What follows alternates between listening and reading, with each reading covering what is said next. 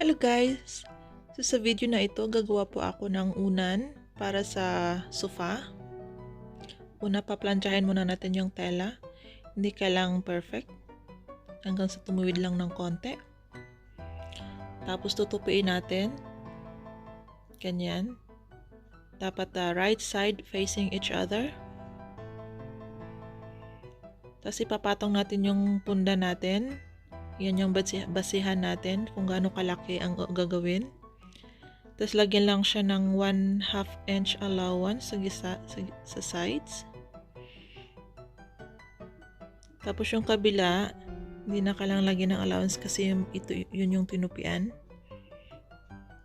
Yan, gupitin lang natin.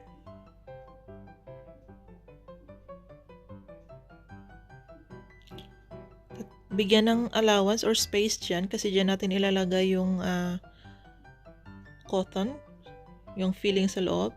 Tapos yung inano ko, lagyan ang tatahiin. Pwede gumamit ng karayom, sinulid lang using your hand or hand sew lang siya or sewing machine. Tapos isi-secure lang natin gamit ang pins para hindi gumalaw habang magtatahi.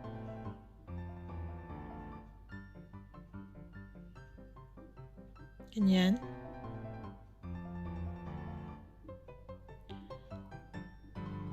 Tapos yung allowance niya or space niya, kailangan parang hand size lang siya. Ganyan lang.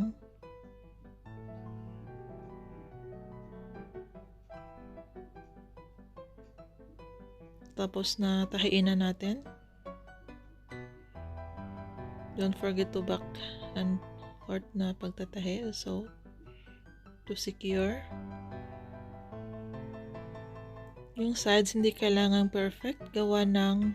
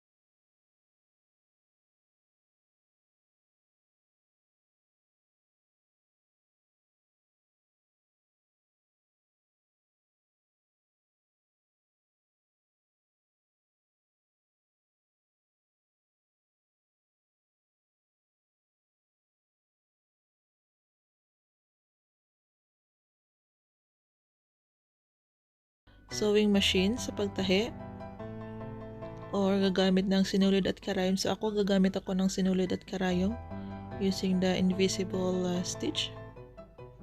So ang pagtatahi dyan lang po sa side, ganyan, nakatupi siya. Yung kung alin yung natupi, yan po, dyan lang po tatahi.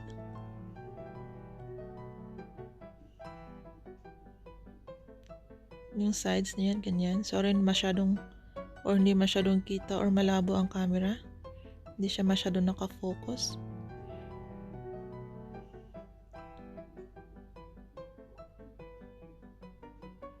Ganyan. At tapusin lang ang pagtatahi hanggang sa dulo. At yan lang po ang resulta. Hindi nakita yung sa nakikita nyo, hindi kita ang sinulit. So, ayan na po siya. Tapos na. So, ilalagay na natin yung punda.